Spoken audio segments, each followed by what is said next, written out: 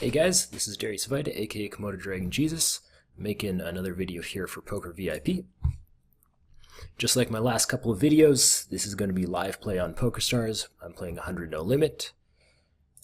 And just like the last couple of videos, I'm just jumping straight into the action. If you haven't seen the other two, I definitely recommend checking them out, but there's no real continuation between those and this video, so you're not necessarily missing out on any expert reads or anything like that. Opening a couple of pots on the bottom tables. Wow, okay, top set, very nice. And I am just going to start off with a bet. Definitely on the smaller side here. I think I'm just going to click the half pot button. It's actually going to be really hard for him to continue on this board because I block so many of the aces.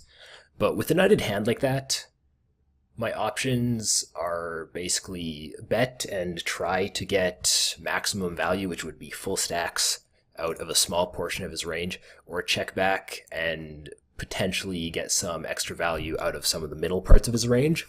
Something that may hit a second pair on the turn, something that may decide to bluff if I check back.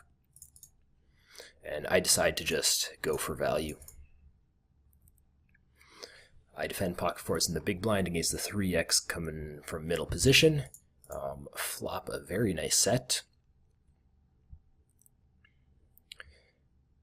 I think facing a c-bet here, I'm just going to start off with a call. I expect to face a double or even triple barrel on this low texture a lot. And he comes up betting 5 into 621, which is a pretty large bet size for, you know, an 8 high texture. I'm okay with this. Does it necessarily say anything about his range? I don't know. I think I'm going to stick with the plan of calling. The deuce might not get bluffed as much as other cards, which is unfortunate. But I still think checking to him is the way to go, and then I'm going to check it to him one more time. On the river, the king is a card I should not have in my range very often. If he has a king, I expect him to value bet it. If he does not have a king, if he has an air hand, I expect him to bluff the king. And that's going to make for a nice check raise. If he happens to have, you know, a hand like, well, let's say pocket fives, I'm not really getting any extra value out of that by checking some ace highs as well. And he ends up just checking down ace 10 high, which I guess is an okay check down, but I'm going to be bluffing a lot of say, my missed draws, missed flush draws there on the river into him. So I don't know how much showdown value his ace 10 actually has, because he's up against a range that will include 8s, 4s, a lot of middling pairs, some better ace highs, and not really many worse ace highs.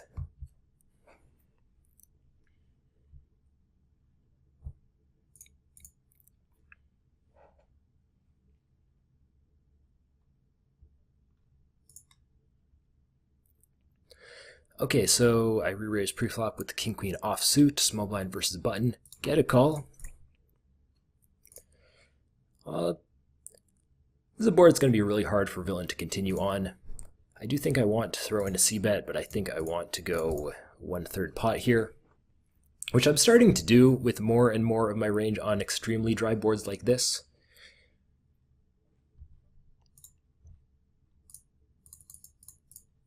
I really like these tiny bet sizes because it forces the opponent to either defend a ridiculously large amount of his range, which he's not really going to want to do, just because of the odds that are laid out, or so he either needs to defend a heck of a lot, or he just overfolds. And both options are, I'm okay with both options. I raise the ace-queen against a button limper. I get this jack-9-7 flop, which is very connected. It also potentially connects very well with a limper's range.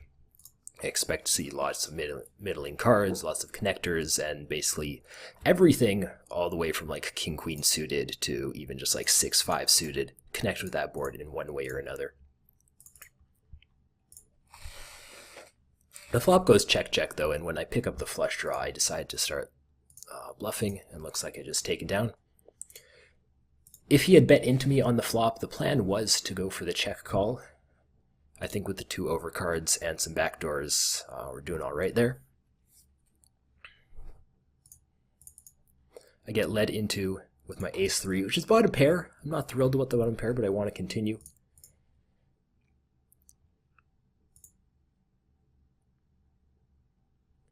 Raising is, of course, an option with the ace-3.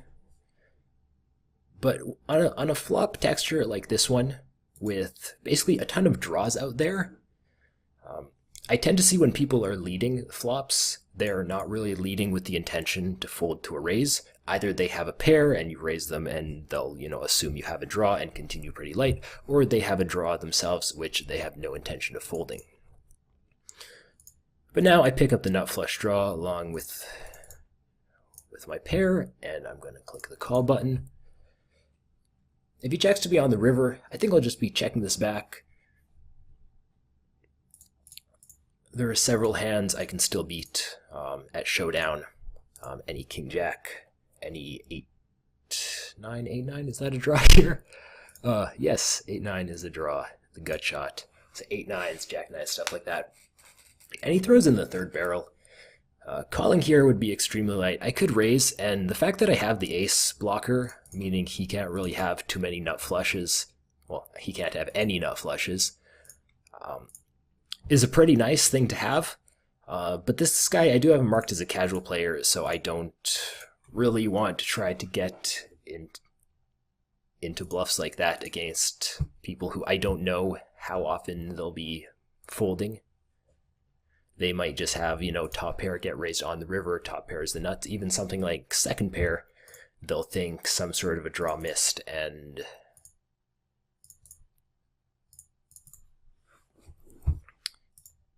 they'll call. So until I get a good grasp of, people's capabilities to fold, I think I like just giving up there. Blind versus blind. This was actually a limped pot in the top left. When I don't face a bet on the flop, I think I have a lot of fold equity just throwing out a min bet. But because that doesn't happen, I am just giving up with the 5 high. Pocket kings, checked flop. Of course, the ace high flops aren't incredibly good, so I want to attempt to pot control, attempt to get him to bluff a few worse hands. Checks to him on the turn, and he starts betting, which I find a little odd, because there really shouldn't be all that many hands that want to value bet on that force rate. I mean, I guess there's pocket threes. Any set that didn't bet the flop, or pocket fours, I guess is a turn set. I expect a lot of his aces to bet on the flop, but they can check it back as well.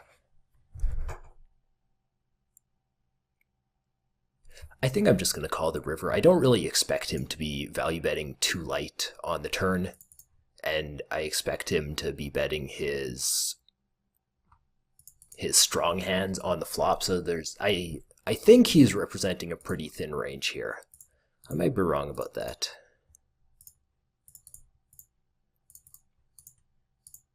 And he ends up checking back ace-jack on the flop, which is really not something I would expect. In the bottom right, I am just flatting my ace-king. There's this player who is limping. I value limpers quite a bit. I want to let them into the pot by 3-betting my ace-king pre-flop. I'm just forcing him out. The isolation raise by Oak182 was, I think, to $5. Yeah, $5. I would make it 14 or 15, and then there's basically no chance that this guy continues. And, I mean, of course, ace-king is doing well against a cutoffs raise. but I think there's a little more value in this, at least some of the time. And of course, flopping very well, top pair, top kicker, facing a c-bet coming out of Oak.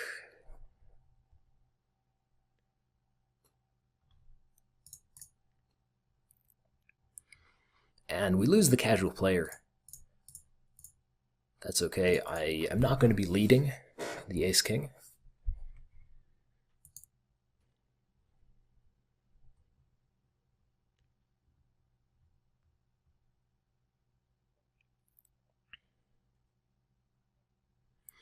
And so this is another scenario where I kind of expect him to bet the ace on the river, or like if he doesn't have an ace, I expect him to bluff it. If he does have an ace, I expect him to value bet it at least some of the time, like when he has ace queen, ace jack. If he happens to have something like ace six, I don't expect him to bet it. And the plan against that would be to check raise, but I don't think the check raise adds too much value, so instead I'm just going to lead out. I can't have an incredible amount of bluffs here, and his range isn't necessarily all that strong, so I think I'm just going to go slightly on the smaller side to 18.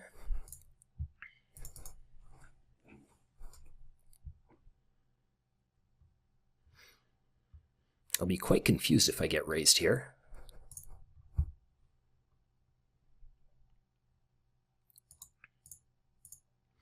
Ace-10 offsuit against a cutoff raise is going to 3-bet, and pocket sixes in the top left corner.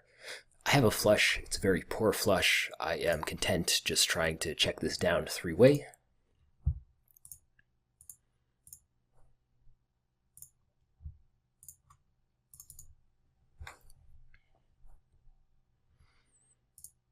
And looks like it's a winner right on.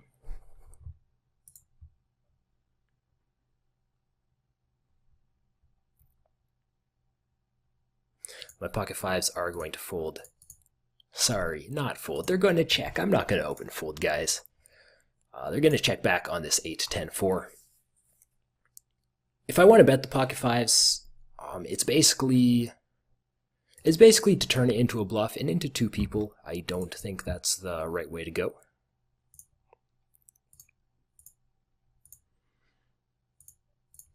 My pocket kings flops fairly well out of position on the 10 high board.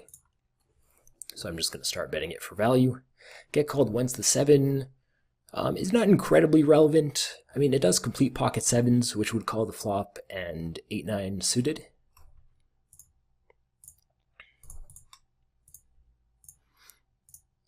I guess maybe 6-7, but I don't think that's being defended all that often. Let's see, if I bet 22 here, let's just bet 24, which does an okay job at setting up the river for a shove. Still going to be a little bit of an overbet, but I think that's okay. I'm just going to go for value with the shove. Of course, beating any pair of 10s, queens, jacks, stuff like that, losing to 2-pair, which is going to be very rare, sets and straights.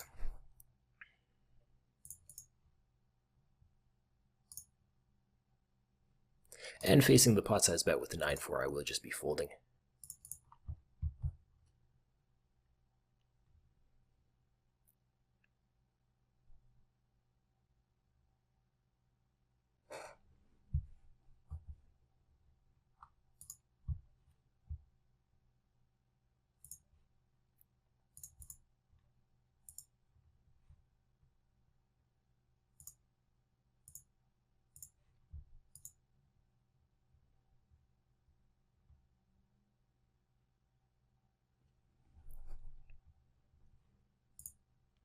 So with my ace queen in the top left, this player who's opened, he seems to be really tight so far, which is of course not encouraging. Looking at my HUD, he's 13% VPIP over 48 hands. I think that says 48. But the fact that it's 48, the fact that that's such a small sample size means I'm not going to read into it too much. I don't actually believe this player is 13% VPIP, so we're just going to go on business as usual. Raise up to ace queen.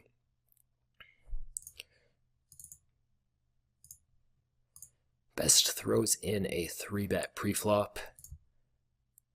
I'm actually going to be a little bit of a nit and fold the ace-10 because he really hasn't been super aggressive out of the big blind.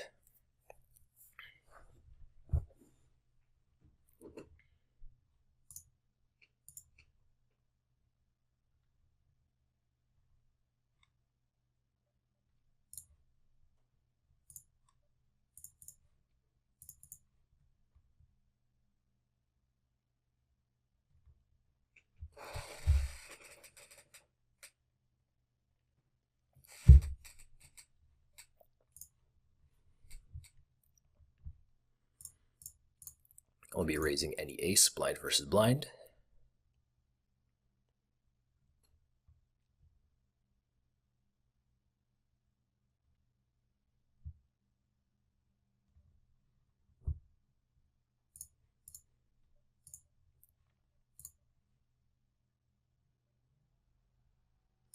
And this is not really an ideal board for ace-deuce offsuit.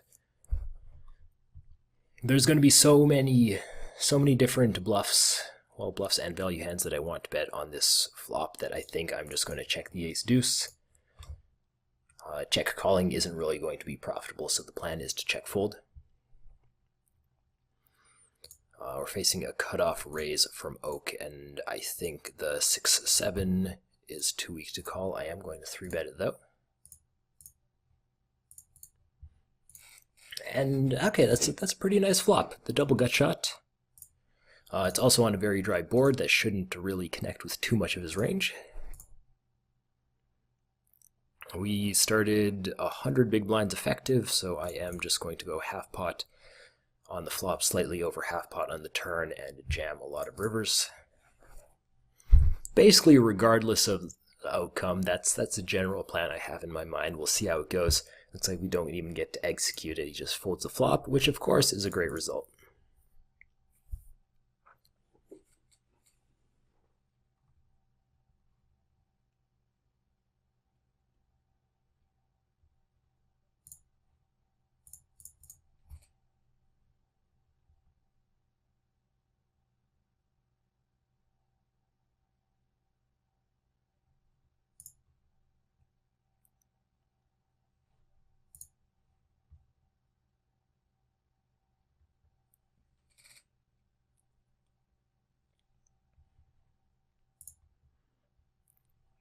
Blind versus blind, ace-8, flops top pair, okay kicker. I'm just going to start off with half pot here. Against a reg, I'd want to check some of my aces. This might fall into that category. But against a casual player here, I'm just going to start off betting. Also going to be re-raising with ace-jack and re-raising my 7-9 offsuit.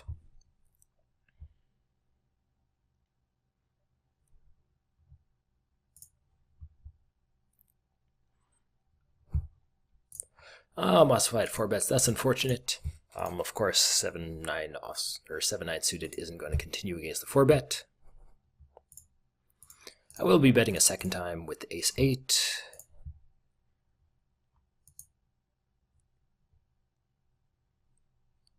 And I will be checking my ace-jack. So ace-jack can of course be bet as a value hand. On ace-ace-queen, there are so few hands that like we can actually get value from, and the hands that we do get value from, we don't get 3 streets of value from. So anytime he has, say, king-queen here, we don't get 3 streets of value from that. Anytime he does have something like a worse ace, which there shouldn't be too many of, we do get value out of those. But those are also hands that I do expect him to bet himself. I have now the second nut flush. This ace-jack has, the hand's gotten a little complicated here. I think I want to be value betting my second nut flush. But then how often is he going to have a worse flush? Really not often. Really not often. I guess I could check it. Because he's never going to have an 8 high flush or worse. That's just not going to happen. So I'm really only value betting against anything with a 10 in it, and anything with a 10 in it is going to be suited, which means it's going to have had a flush on the turn, which means he might have bet it on the flop. And he shows down king queen. I think that's okay. King queen can occasionally turn itself into a bluff there on the 4 flush river, so a check call could do quite nicely if that's his game plan. You guys saw in the bottom right with my ace-8 a couple hands ago, I went bet flop, bet turn on the river, flush came in, and I decided with my top pair mediocre kicker to just go for the check fold.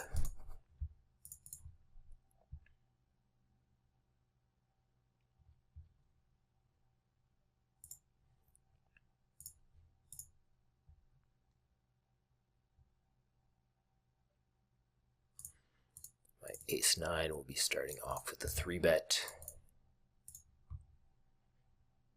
Well, when he raises to like 2.2 here, I think the 3-bet to $9 is a little bit large.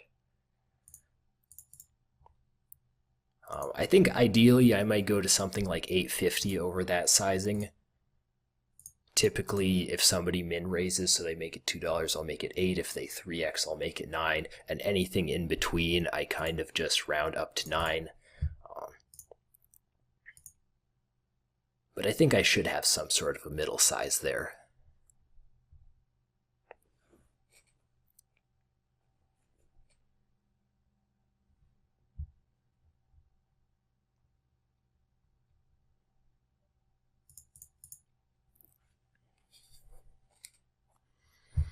So I raise ace-queen under the gun, get called by both blinds.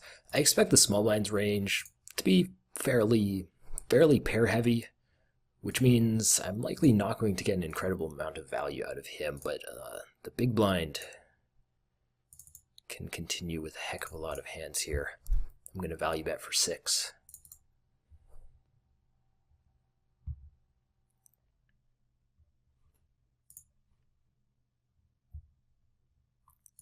I'm going to continue to 3-bet Modified aggressively. If he continues to 4-bet me aggressively, then, then it's on. We'll see how it goes.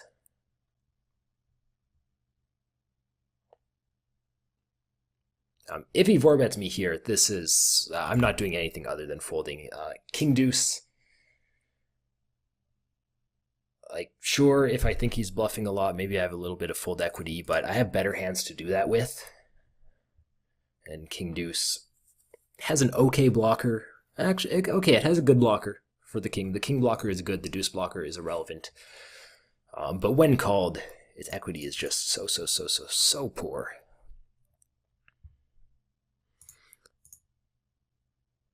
I'll be squeezing my king queen.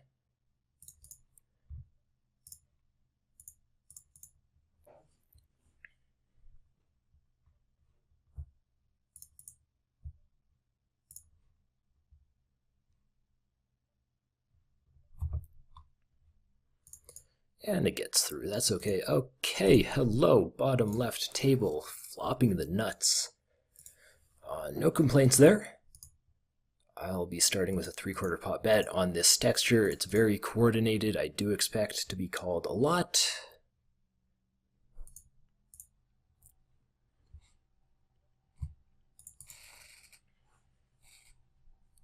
And of course I'm disappointed. That's okay.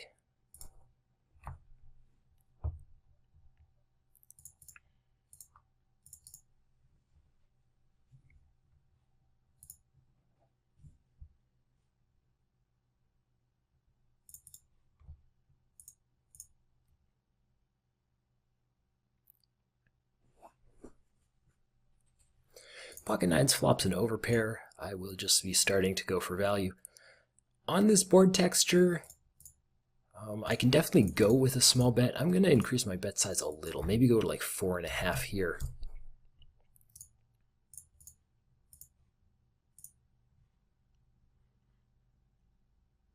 Against a large part of LD Alex's range, my sizing really won't matter. In terms of, he might have Jack 10 of diamonds here, and I could bet 1/3 pot, I could bet 3/4 pot.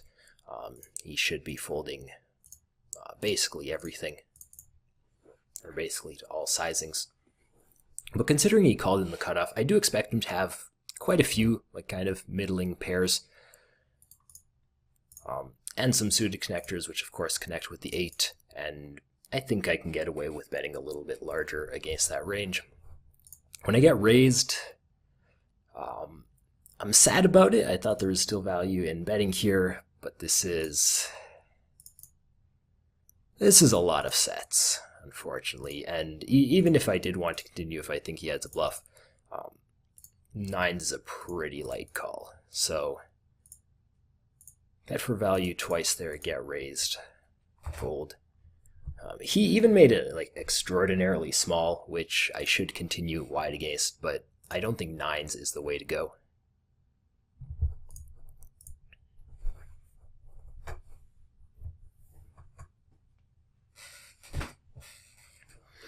I defend against the small raise with Queen 7 in the big blind. Don't really flop much, so that one's just going to be a check fold.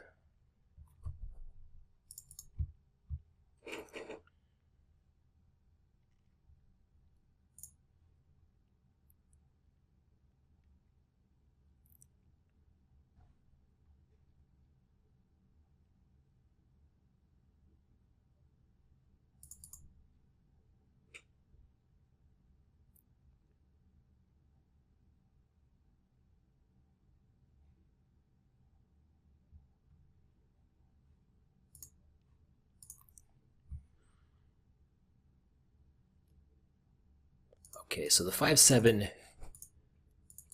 gets a nice flop. It doesn't connect with the 5-7 in any way, but it is going to be difficult for the villain to continue here because just the amount of hands that actually connect with the deuce and the 3 are just going to be so minimal.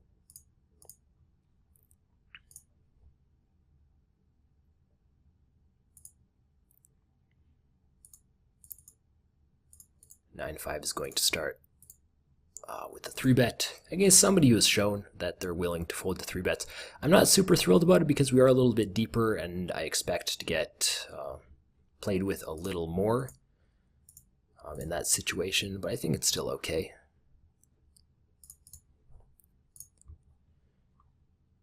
I don't think the turn barrel will be plus EV with 5-7. Oh, and I timed out my top pair. Oh, that's unfortunate. Okay, sorry about that, guys.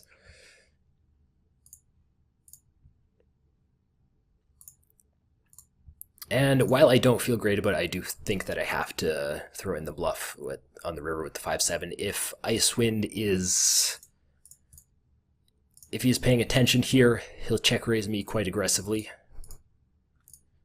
Which, of course, I don't really mind being check raised when I have 7 high because that makes it for an easy fold, but it just means that he'll be folding less of his range. And I called in the bottom right with King-Jack offsuit. I think against the casual player on the button, it'll do all right, but he started the hand with, was it 27 or so big blinds? So I don't really want to 3-bet against him. And Icewind made second pair on the turn, so he makes an incredibly easy call down. And unfortunately, 7 high, the bluff does not get through.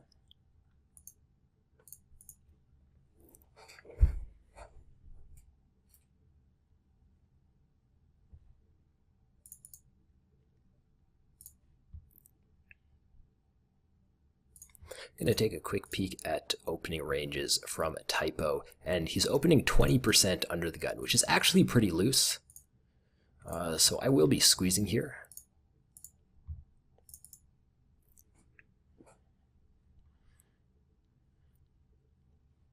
A fairly typical opening range, I think you'll see at these stakes, is about 12%. So he's opening almost double what a lot of other players do. And my HUD is a little messed up here. Sorry about that, guys. It's because I accidentally got timed out. I am going to be value betting this flop. You know, sets are nice. Facing a raise, I'll just be getting money in, though frankly I won't be incredibly happy about it because any raise on like a king 10, an ace king 10 board is going to be a fairly nutted range. I'm opening up 8 deuce offsuit here, which is an incredibly wide open. You know, I'm not going to argue that. We got typo folding his big blind versus blind 74% of the time, and that means that I can open any 2 cards, and in fact I can just check fold literally every single hand I open, and that should still be profitable just because of the pre-flop action. So when I just completely miss on a dry board, because he has a tight continuing range pre-flop, it means he's going to have a good amount of pairs, good amount of Broadway, good amount of aces. So I don't think my fold equity on 10-3-3 is really all that great. This hand is just check, give up. If it checks all the way down to the river, I might throw in a bluff, but I still won't really feel very good about it.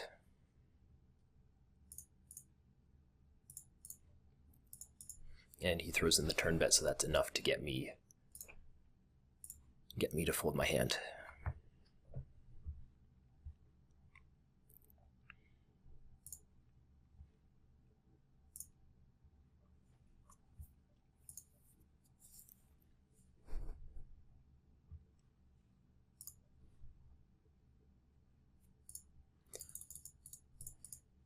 I'm going to throw in a 3-bet with the 10-7. I have position on what I believe to be a weaker player, so I'm going to try to play as many pots as possible in position. 10-7 is going to be too weak to call, and that also opens us up to squeezes from the blinds, which is not a major concern, considering they don't squeeze super often. 7% of the small blind and 4% for the big blind. But of course, it's always a risk. Flop, of course, doesn't connect in any meaningful way. I'm going to check this one back. This is a spot where I have absolutely no piece of the board, of course, and his range is going to I like to think that his range is going to be kind of split into 2 things here. One, something that connects with either the queen or the jack, which of course is never going to fold to a c-bet, or anything below that, which I'm going to be able to take down with the delayed c-bet.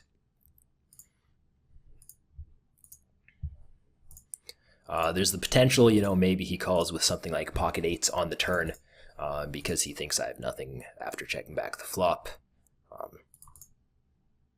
But I think when I get called here,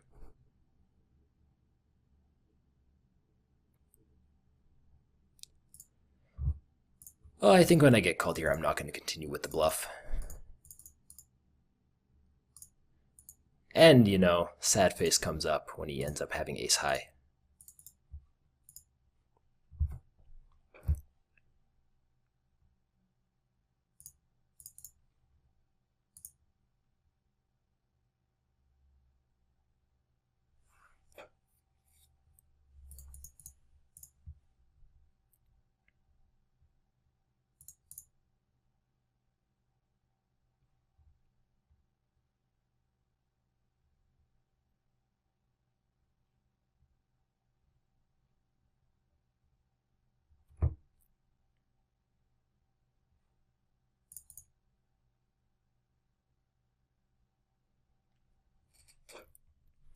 There's an under the gun raise against my queen 9.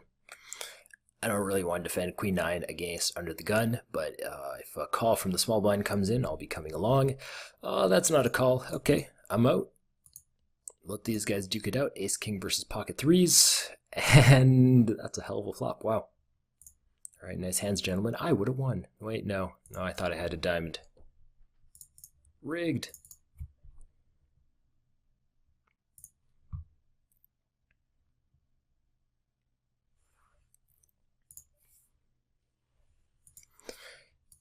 And ace queen is just going to throw in a 3-bet.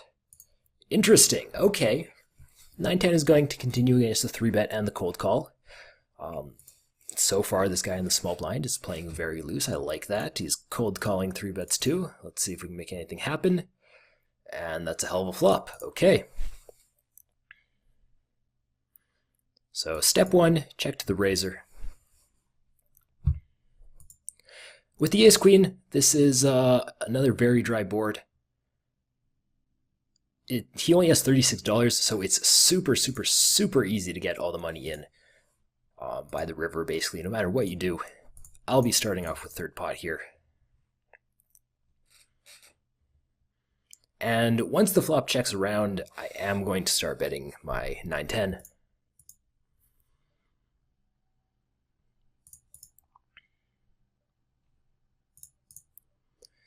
I think I want to go for about 2/3 sizing, which does a couple of things. Whoa, Pokerstars leg. Okay, well, it does a couple of things. One, if I get shoved on, I'm completely committed, as opposed to if I bet like, $10 here.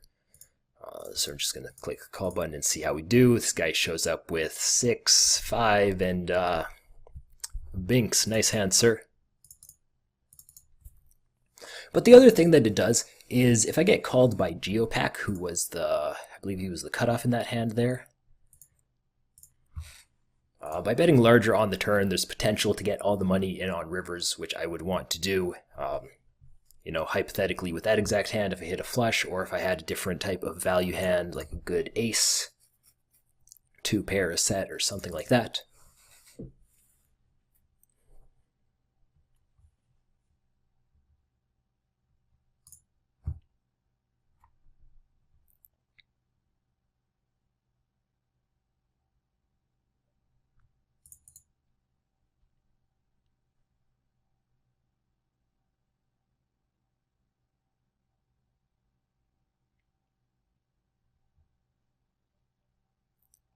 I will not be c-betting 5 high on the ace-10-9 board. Ace-10-9 is a flop that's going to connect fairly well with the big blind calling range. He's going to have most, if not all aces. Well, no, okay, not all aces because he 3-bets some of them. But the turn is just perfect to go for the delayed bet. So that's what I'll be doing. Turn the combo draw. And hit the draw on the river. Lovely. So now the question is sizing to go for value. Icewind can absolutely still have aces. He can have Queen 10, which is a 2-pair. I think against I shouldn't really be betting against hands like Jack 10, even something like King 10, because now that those are 3rd pair, I don't think they call down very late. So I think I just go 7 to try to target his top pairs, anything that might have hit 2-pair, maybe even the straight.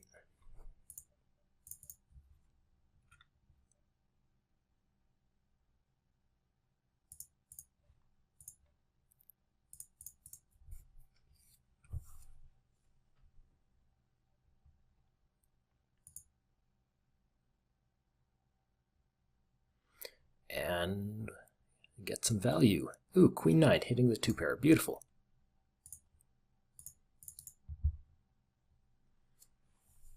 With the 5-7, I hit, is that a double gutter? No, that's just a single gutter. Harry's God has proven that he's willing to put his stack in with just about anything, which, of course is lovely if I have a value hand, but if I have a 7 high with 4 outs, not really thrilled about that. So I'm even just going to check back my gut shot 3-way.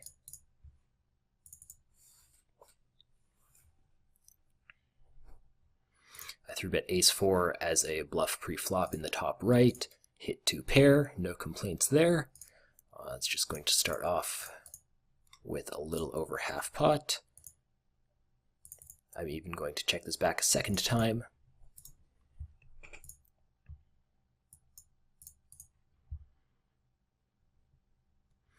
In that one hand, this player has basically earned himself a reputation of the guy I'm not going to bluff into. But he bets on the river. I have a pair of fives. He can be betting absolutely anything here. I think a call is absolutely fine, so that's what I'm going to do. And we pick off the bluff from ace 7.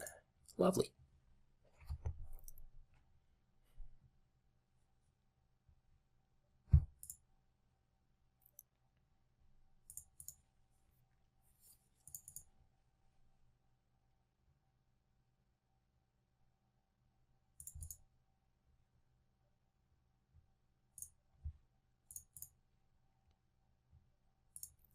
Four nine offsuit, no thank you.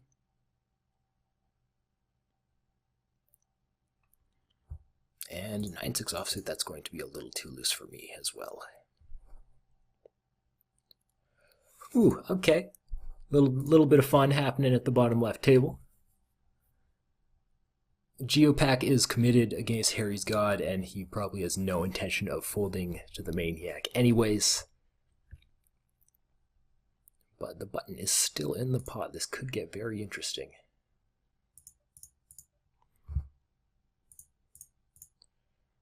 The button shoves. They actually both shoved against Geopack's cold 4-bet. And all in, aces, or ace king versus pocket eights. Ace on the turn, and he ships it. Nice hand, sir. Speaking of nice hands, I have a set on a very coordinated board, so I'm very happy betting this one and betting big.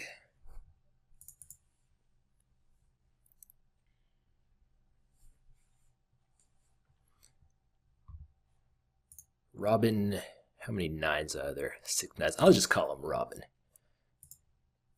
He throws in the raise. Okay.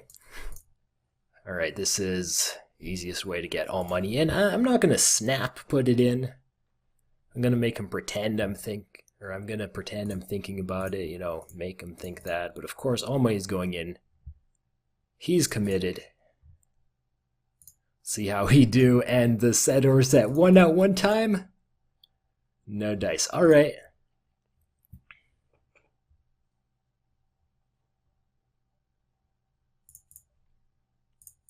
But you know, that was actually pretty fortunate that Robin only had I think it was a $35 stack to begin the hand with. Because, of course, set over set is just a case where all money is going to go in most, if not all of the time.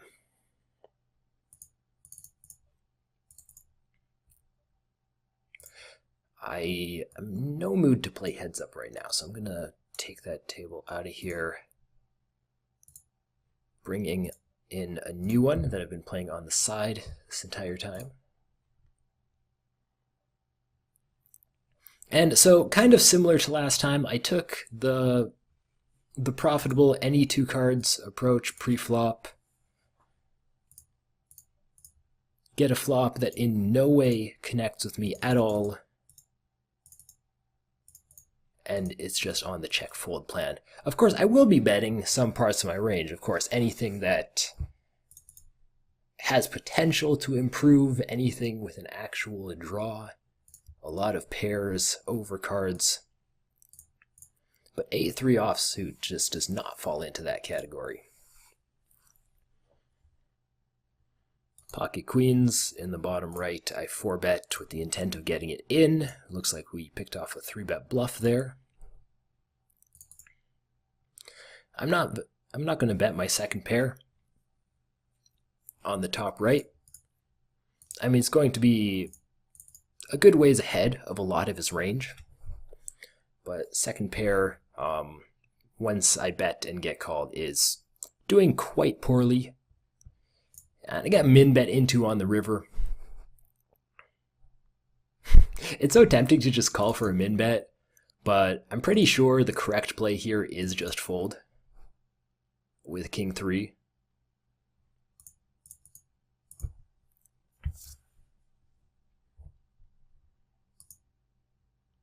I don't think that's a sizing he's going to take with all his bluffs. Is basically the reason that I fold there.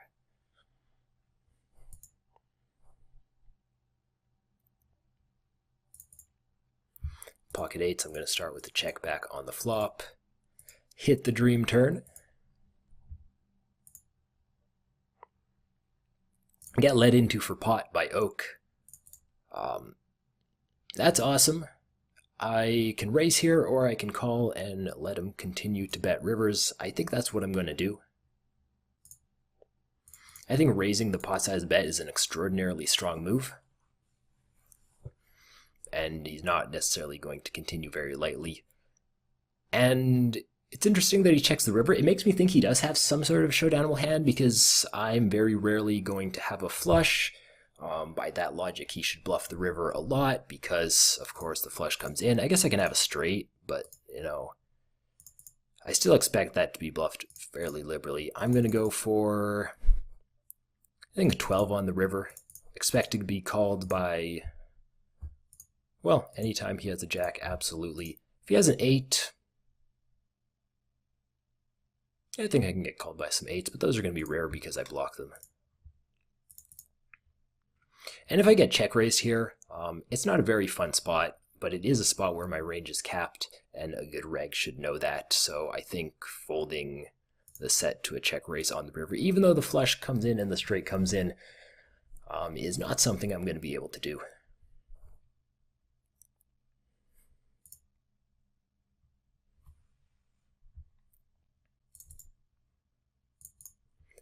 And guys, okay, so I've been running the video for about 45 minutes now. I think I'm going to sit out on the next big blind, start to wrap this up. But before that happens, I'm going to call with pocket sixes. As long as Musify doesn't squeeze here, we have potential for a really nice multi-way situation, and that is exactly what we get. If the initial raise or continuation bets here, I will call, but I'm not incredibly thrilled about it with the player behind, and with, I guess, technically second pair. It won't be an incredibly good call, but it will likely be good enough to continue. Anyways, that doesn't happen. Checks to me. I will start to bet.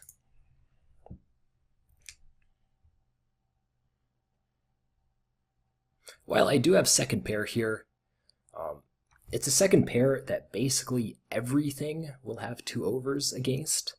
And against 2 players, I think that's not really a risk I want to take by just checking and letting free cards come on the turn. Also, if I check and the button starts to bet, I have a hand that likely has to call once or twice because it's too strong to fold, but isn't really going to be happy doing so because it's a relatively weak hand out of position against a range that can have top pairs, can have sets, can potentially have 1 or 2 over pairs.